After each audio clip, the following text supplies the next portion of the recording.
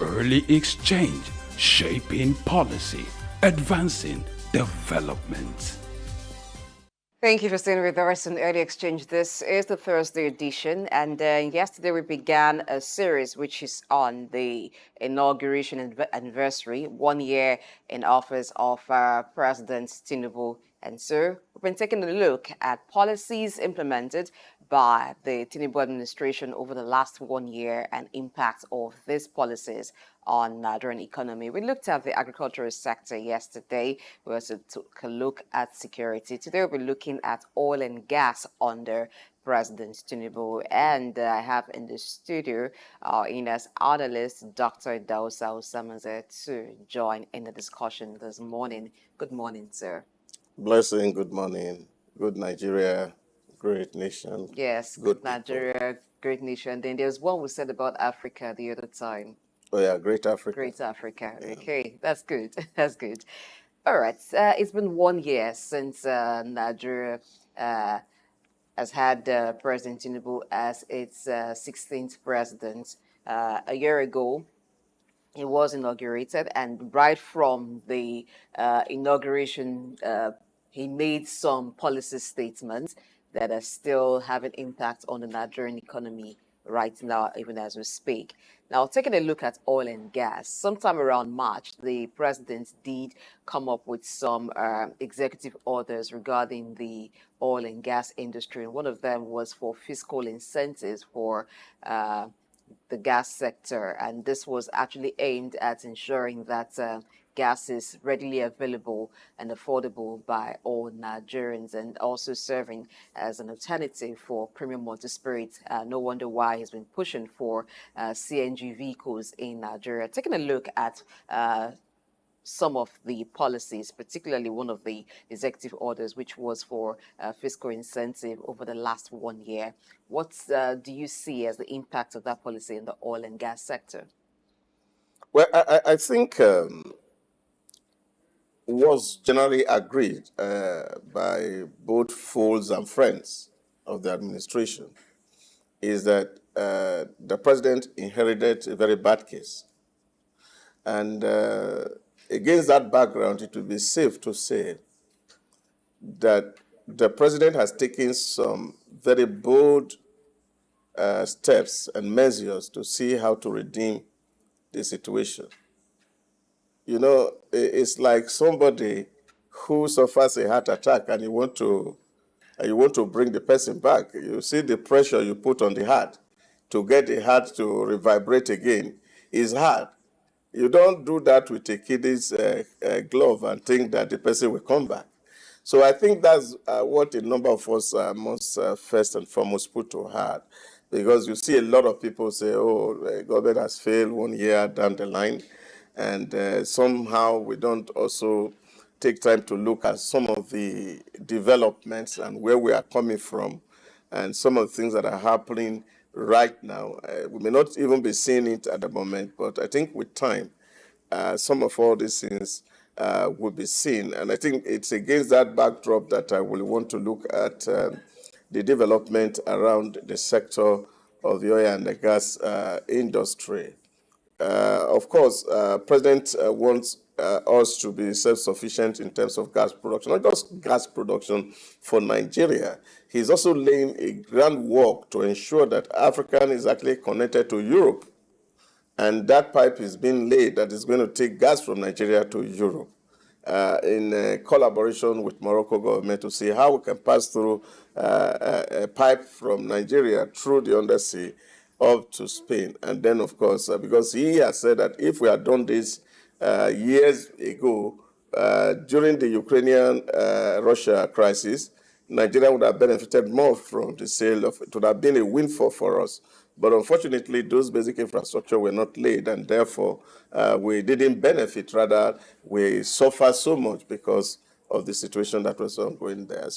So the incentive is to ensure that people participate in that sector, create an enabling environment for investment in that sector, because we have a lot of gas deposits in our land from Gombe to the Niger Delta is massive, and it's something that needs to be exploited. And if we fully really exploit that sector, it will be another huge enough for the country.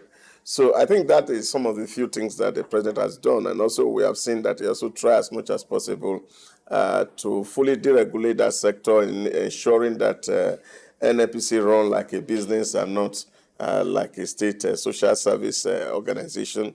That's ongoing. We're seeing the private people also playing hugely now in that sector.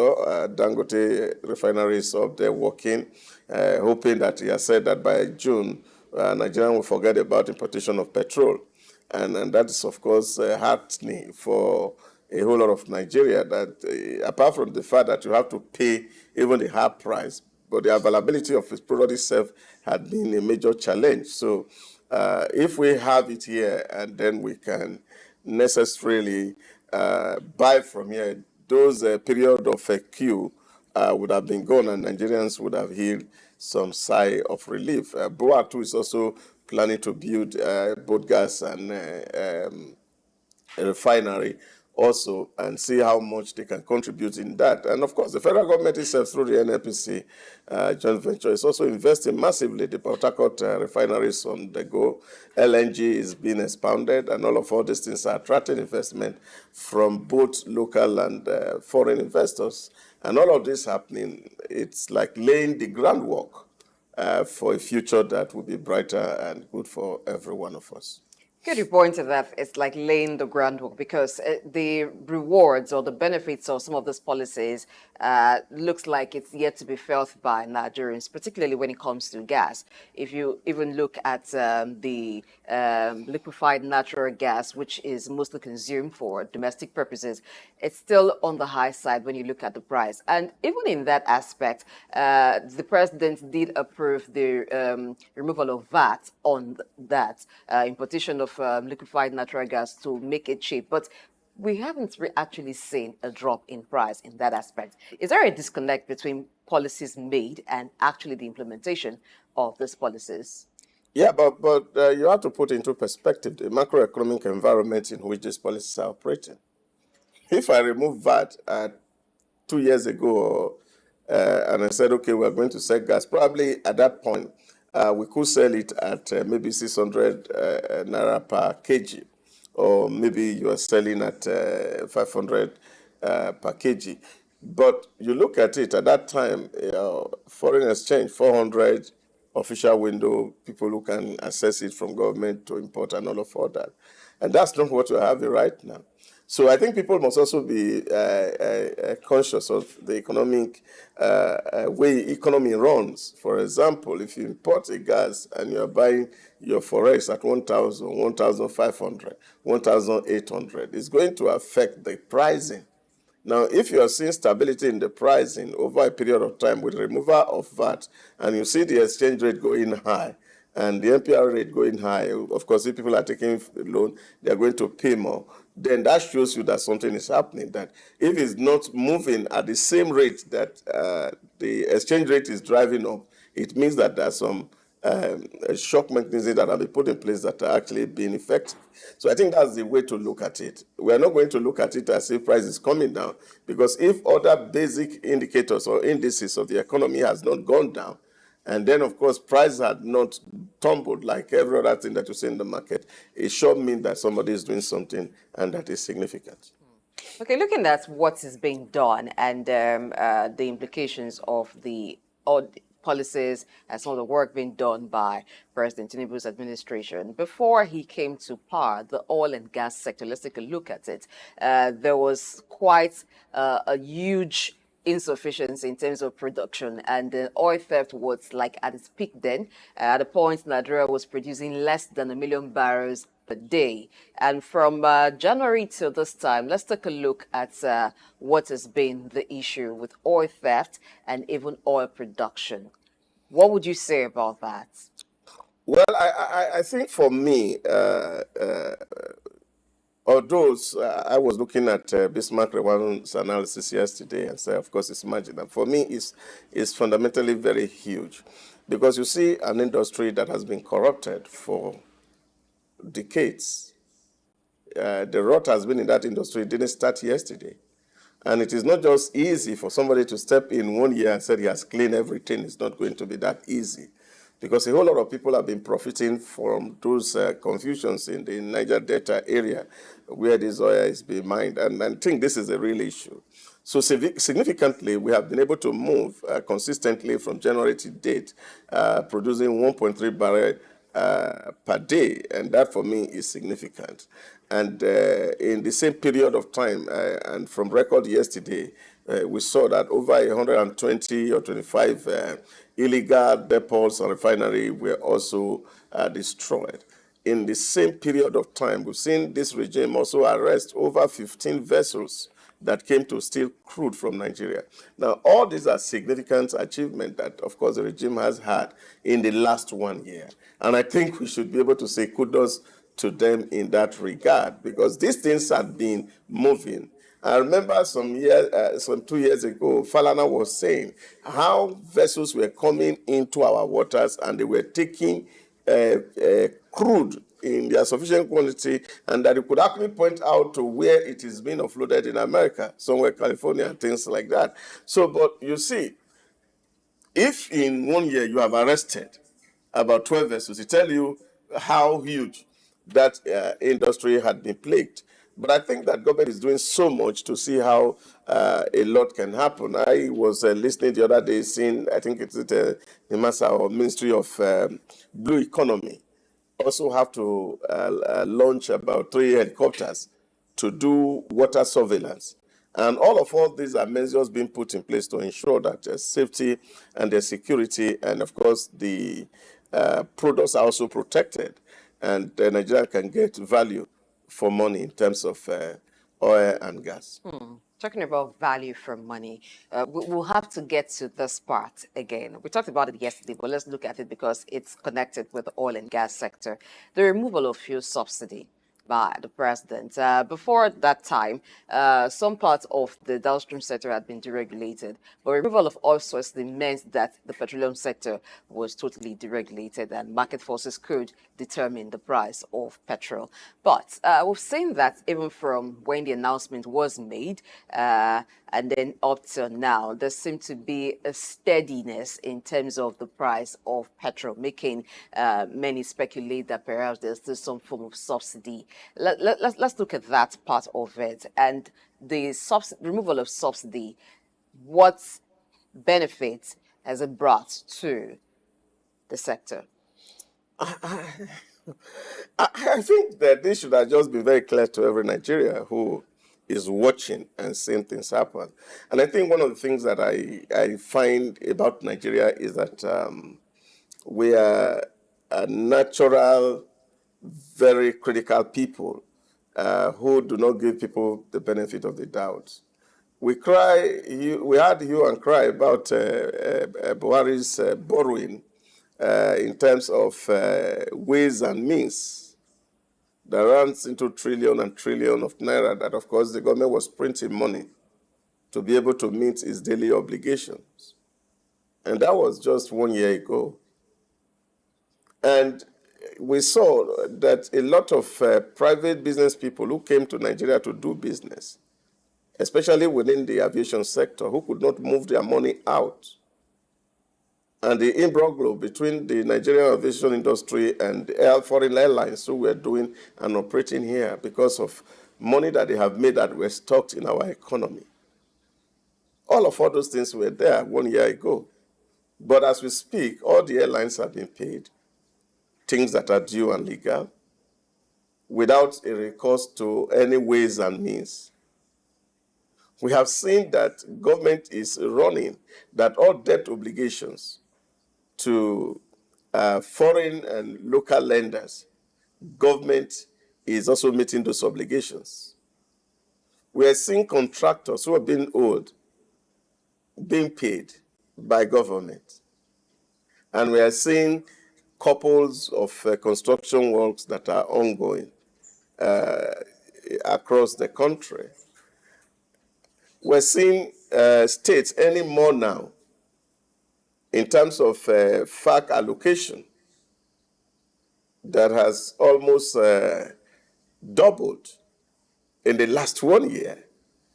all these are the benefits that we have gained by stopping that regime of lining up the pockets of very few rich people at the expense of poor people.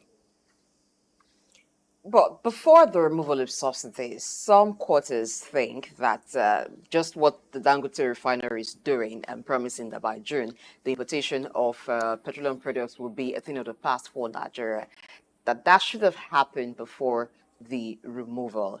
And perhaps the modular refineries across the country should have been producing and supplying to make sure that there is availability, and when the subsidy is removed, it will not be as expensive as it is. Do you agree with that? I completely disagree, because I feel as illogical and unreasonable for somebody to think that way. Why do you think so? Okay, look at it this way. Now, you have a subsidy regime that you are borrowing to fund. You don't have money. How do you build the refinery? Where will the fund to build the refinery come from? You see, that is going to come from more borrowing, which will put you at a very precarious state that you will not be able to even make any advance. But the existing refineries have been under rehabilitation. Course, the cost of turnaround is not something that we are going to pick from somebody's pocket. It's huge and massive. So what the regime has done is that they are prioritizing it by putting money in there.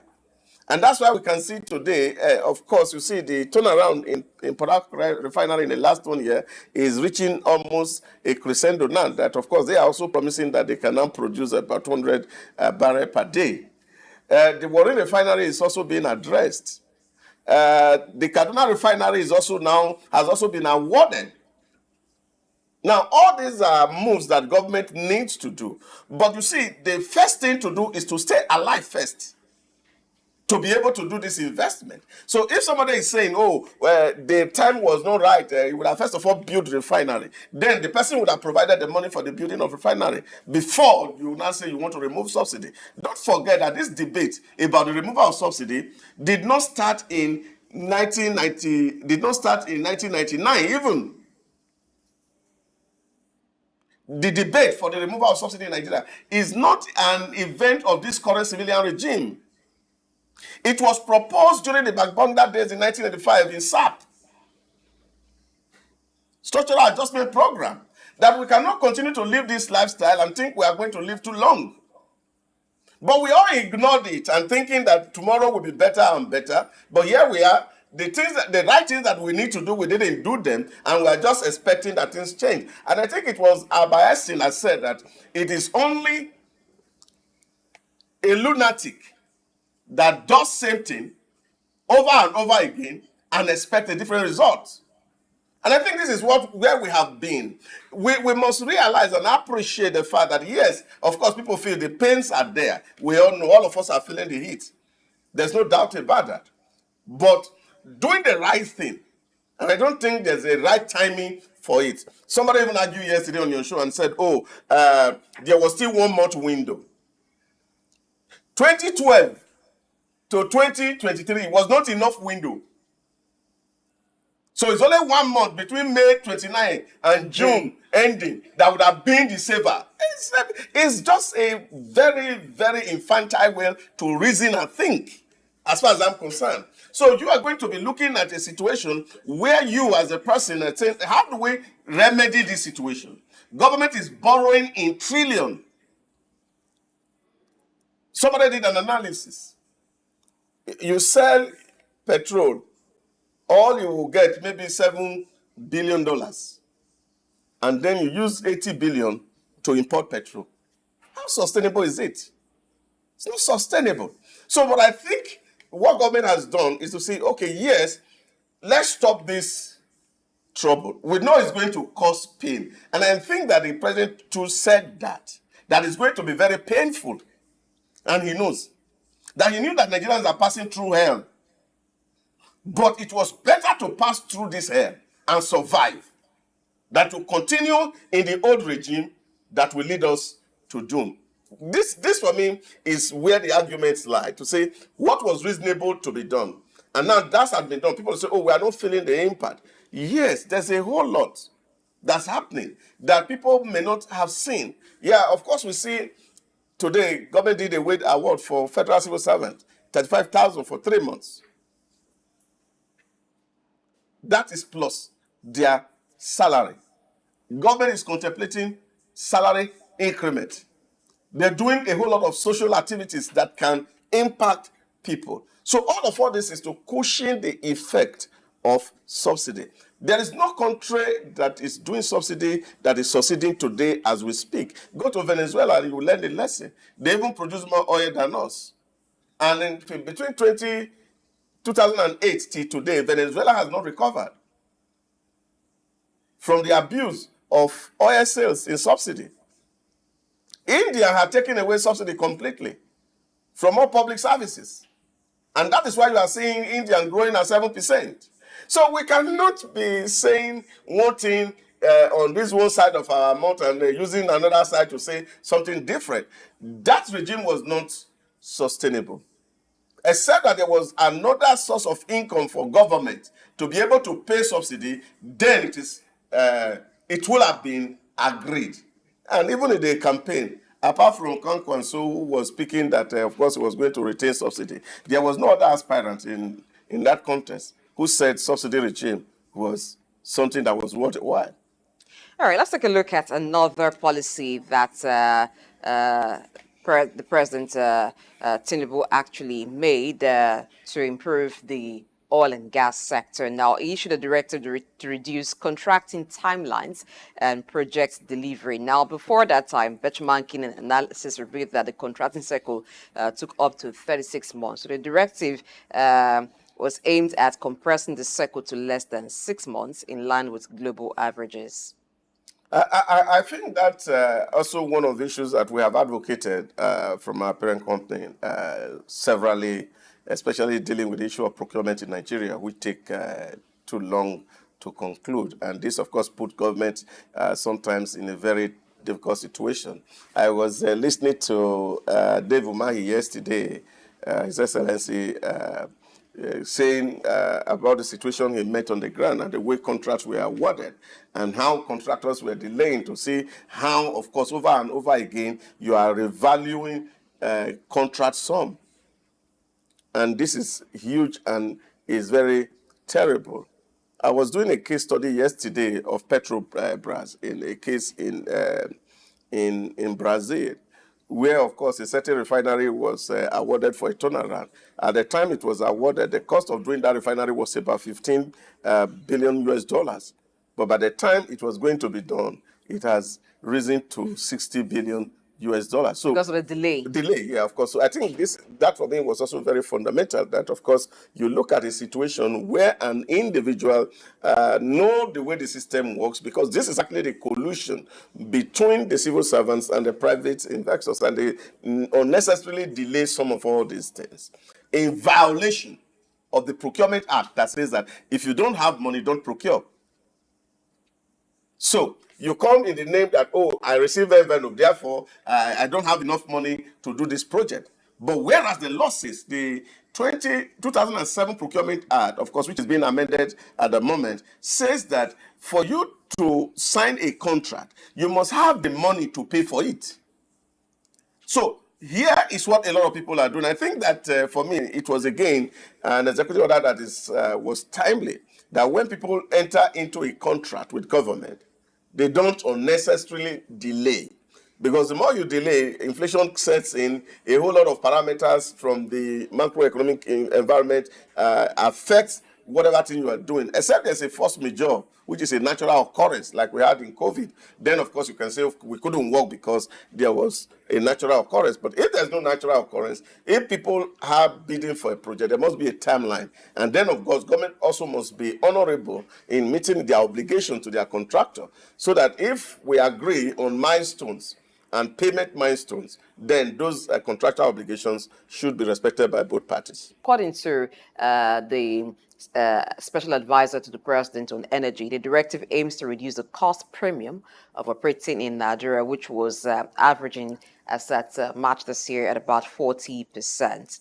So they anticipate the benefits to include better working conditions and even funds and capacity for the companies. But you know that local content has been one of the issues pushed, particularly by the communities, host communities of oil companies, and it was also part of the content of the Petroleum Industry Act.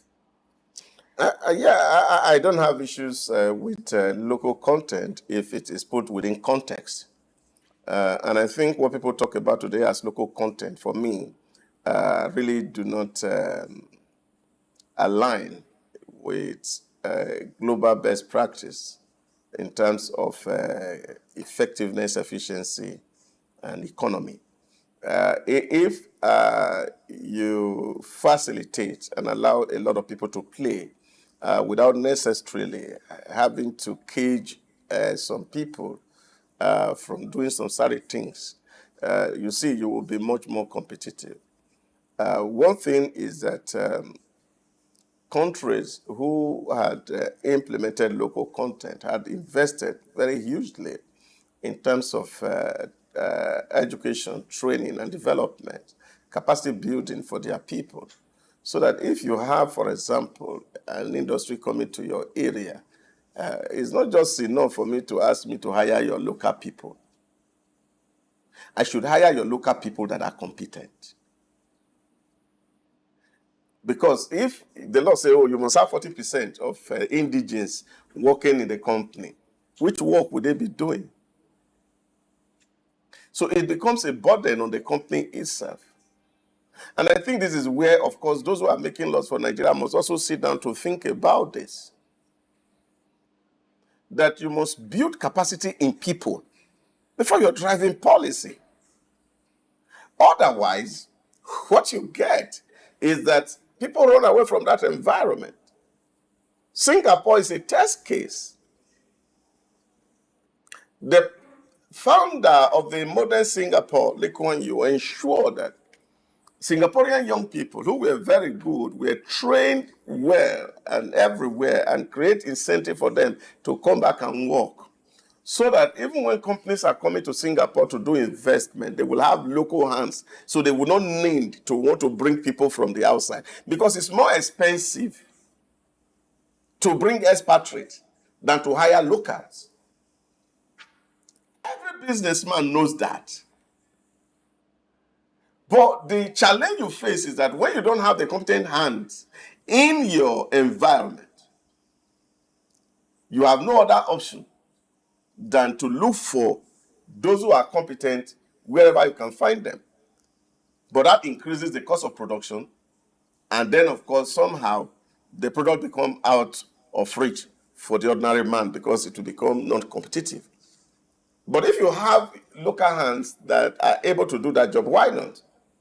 You don't even need to put it as a law. Company put out and say, please, I want people who want to work, who can do the job. That's one aspect. And I think what, of course, globally is practiced today is that people are actually talking about corporate social responsibility as a payback for the community rather than put it on the employment payroll of the company. So it doesn't have to be local content, it can be CSR. It have to be workers. So it has to be corporate social responsibility. So if I am setting up a project in your environment, of course, the law can compel me the kind of things that I have to do in that environment. Is I invest in education, invest in healthcare, invest in road infrastructure, and all those things. The company can be made to do that out of their profits. So that's one side of the local content debate. The other side of the local content debate is also giving contracts to locals, who again is neither here nor there. Contract should be given on the basis of competence. Not just because we want to make our local people feel good. If they don't have the capacity to do what they are supposed to do, should you give them contract? And these are the things that have been happening around, especially in the third world. You know you don't have capacity. You go to bid for the contract. Then you sublet it to somebody who has capacity, doubling the price of the contract sum. So I think that government should get to the point of putting all the cards on the table. And then we ask everybody to bid so that it becomes competitive. So government can save money. So I really don't care who built the roads, but what is important for me is that in the next 10 years, this road, we are not going to be investing in maintenance on this road because it's well done. What's the value of local content that you give a road to somebody and he does it, and then after the next rainy season, the road is bad, then you have to re-award it. So that is penny wise, pound foolish. So for me, it should be very competitive. Put the cards, let everybody compete. Whether you are white, whether you are black, whether you are colored, whatever you are, this is a project that's available. If you have what it takes to do it and do it well to a specific requirement, then you participate. If you win, good. If you don't win, that's good. But rather than write a law to say that, look, it must be a local person who will do it, whether he does it well or not, immaterial. And I think that is not economic, is not efficient, and not effective. All right, looking at the situation of what has been versus the reform, which this order is targeted at, what do you think will be the situation of companies which had been kind of twisted because of the way it had been before?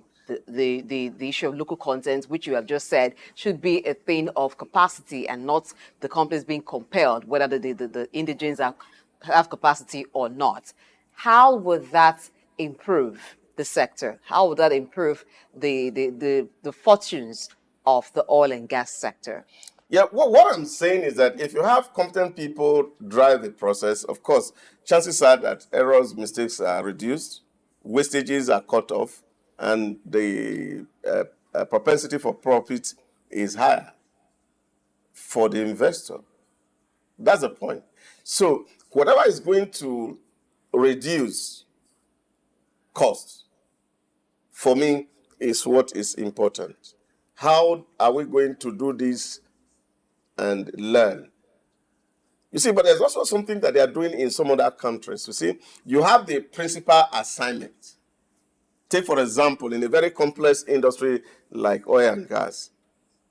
Yeah, of course, you are saying you don't have locals who have capacity to build the entire structure, but there could be some ancillary work that you can cede to the local, which may not require so much of expertise. They could help you supply sand.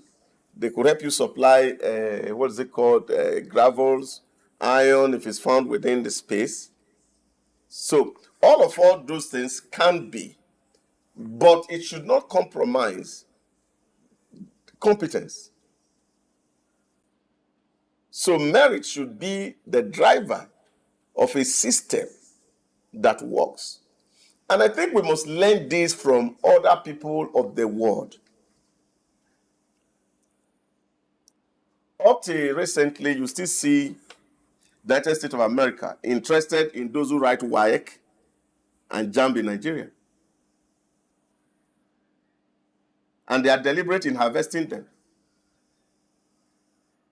through scholarship. Why? To come help them build America. It's deliberate. And countries must understand this. It's not about who built. Nobody who is asking who built America. There are a whole lot of black people who are working night and day in America to ensure that that system is great. A whole lot of Indians are there. Go to Europe, you see Indians building systems. And that's why it's working. So you don't leave it in the hands of people who have no experience, who have no competence, because you say you are promoting a local content. What is local content? Build the capacity of your people to a point that they can compete globally. That, for me, is what we should be emphasizing. Who really care who is building UAE? UAE has a population of about 10 million. 8.5 million of them are non-residents, are non-indigents. How does that affect them? In short, the average Emirati, you can't see him on the street because he's well off by the labor of the expatriates that are in their city. So they have built their own local content. They are not telling you that they must do the work. We say you have a company, but you have some of our people who are members of that board. So they are your guarantors. So you pay them a fee at the end of the day. So they may not necessarily have to go to work. They sit down in their houses and they are earning so much money. And so this is what it is. And of course, it has not stopped the state from developing. Let's look at development. Now, slightly away from the reforms that President Tinubu has made in the oil and gas sector, let's come to developing capacity for local content. Several years, even after oil was found in Nigeria and began explored in commercial quantity, we still find that the case is that most of the personnel in the sector are expatriates. What is the issue that is giving this result? Why are host communities agitating for inclusion and all they can get most of the time are just maybe menial aspects of the job? We have petroleum training institutes. We have courses in university that focus on the petroleum sector. Why is it that up to now, we do not have more of the workforce coming from the local environment with the expertise? Well, I think if I were President Bola Ahmed Tinubu today, GCFR, the first thing I would have done, in short, hitting the ground running, was to declare a state of emergency in Nigerian university, federal, private, and states. That would have been my first action. Because it's worrisome. Some of the things we see, there's a skill that has been moving around of graduates from university who do not know what quarter past 6 means. That's horrible. And Nigerian educational system producing those kind of products should be ashamed. But So this is the issue. I was happy yesterday hearing President Ruto gathered all the vice chancellor in a room and told them and said, from today, all irrelevant courses, useless courses, he called them, knock them off the university system. I don't want to be seeing those kind of courses in our university. If we must train for the 21st century, we must build capacity of people. That's important. So you have a university that is going on strike every now and then of course, really their products are not useful to society. Well, in short, I read a piece that day from Sanusi, Lamido Sanusi, where he said that he has CVs of hundreds of first-class Nigerian graduates who are not employable because they have no skills. So these are the issue. We use curriculum that are not adding value. Those who are in the system are not even doing any significant research. And this is all resulting from the issues of unionism that, of course, you can muzzle things, and because we are very emotional people, every time as we go on strike, parents want their children on school, they begin to give you statistics, crime is increasing because students are not on campus, and then government is forced to sign agreements that are not necessary. And I think what we should be doing right now is to see how can we create a reform in the educational sector. Paul Kagame in Kigali, or Rwanda, shut down all university and made them one single university. So if you go to Rwanda today, you have University of Rwanda, College of Science in this place, College of Medicine in this place, College of Agric in this place, College of Engineering in this place. We need such a reform in our education system. And that is the only way we can develop capacity that can grow the economy. Sometimes you sit down and you are having CVs. And this is not to denigrate anybody. People who cannot even write letters are the product. So how do you expect this people to build space or construct a refinery? People who study computer science. A friend of mine was telling me he was recruiting a graduate of computer engineering. He doesn't know what a hard disk look like. So these are the issues in the industry, in the education industry, that needs to be addressed. And That's where, of course, if we are even thinking that we're looking to local content 10, our education must be top notch. Go and check it out globally on the index of prosperity. All the nations that are prosperous, their STEM, they are number one.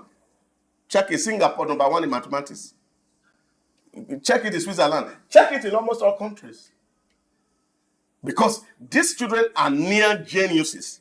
Go to India, you see them. Near genius children who are already creating at 13 and 14. And yet you have a school here and people are pushing through school. And then, of course, you see people writing projects and they can't defend. This is where we find ourselves.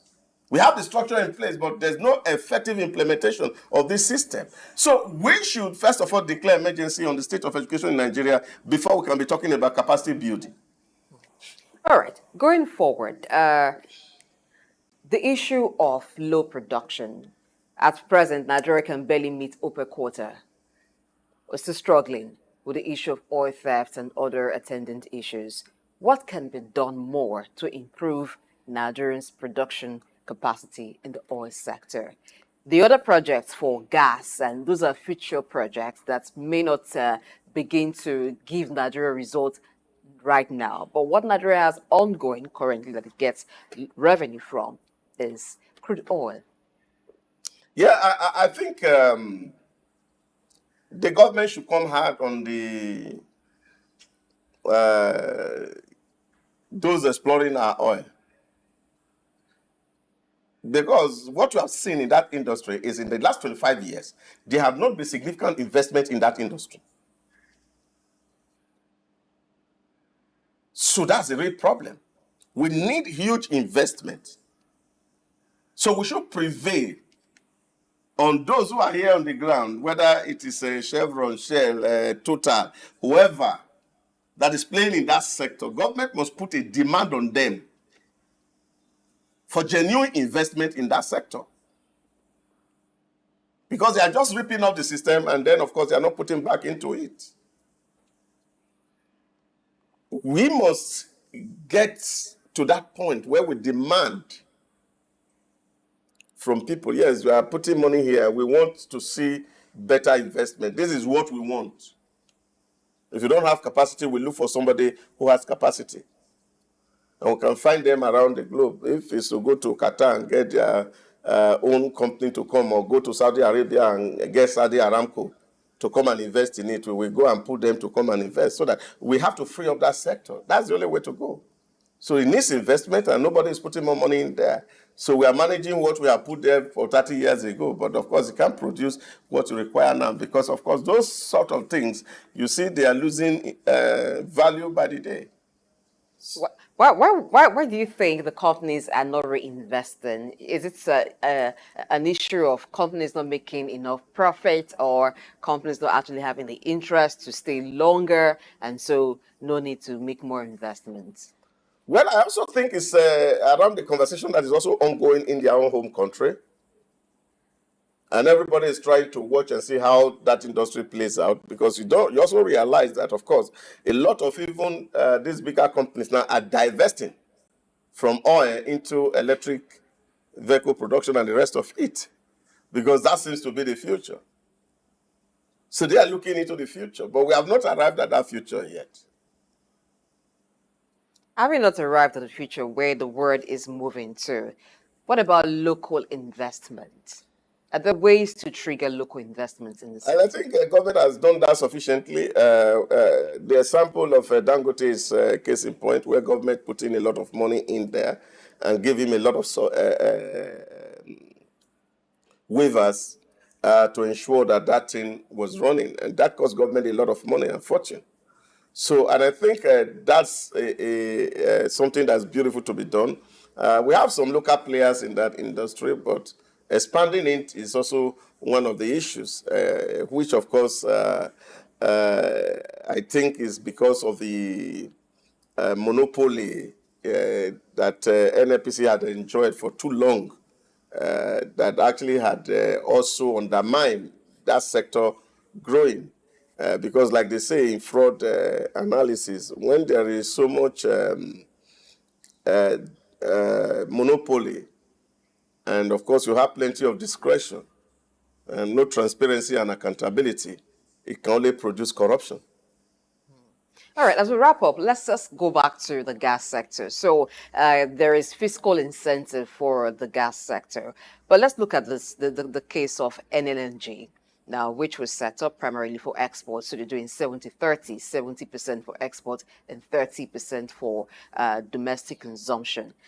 When there is fiscal incentive and government is trying to woo in a lot of investors in that sector because of the abundant gas deposit Nigeria has, should that be part of the reform that also makes it that more of the production, or could be even be 50-50, while there is production, the domestic market also benefits much from it? Yeah, I think, of course, you made a very valid point, and that makes a lot of sense. I had this argument some time ago, especially in the 2004, 2005, when the then Obasanjo government gave licenses to some modular refineries operator. But one of the preconditions was that they cannot sell in the local market, because the laws at that time is that it's only an NPC that can produce petrol for the local market. That's a disincentive for investment, really. And I feel that if I'm producing something here, like they say in scripture, the husbandman should be the first beneficiary of the harvest. So if you produce gas here, you go and sell 70% outside, and the people at home where you are producing it is not getting gas, then that's a problem. It's either you increase capacity so that the local market is well satisfied, then of course you cannot be thinking export. Okay.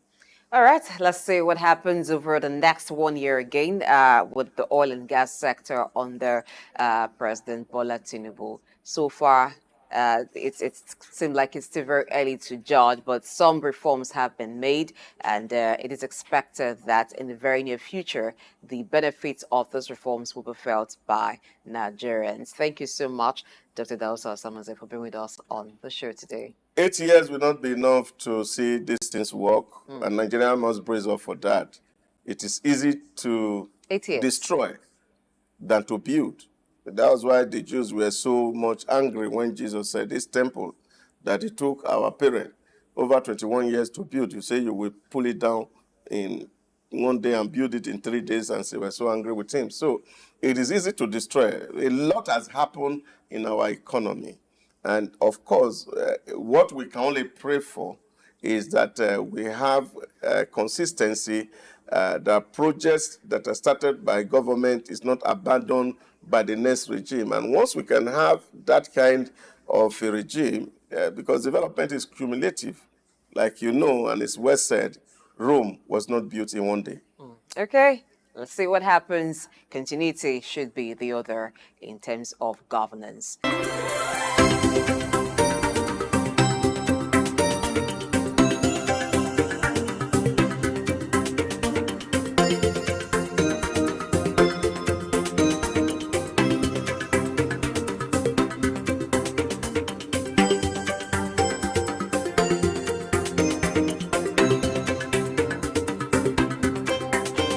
Early exchange, shaping policy, advancing development.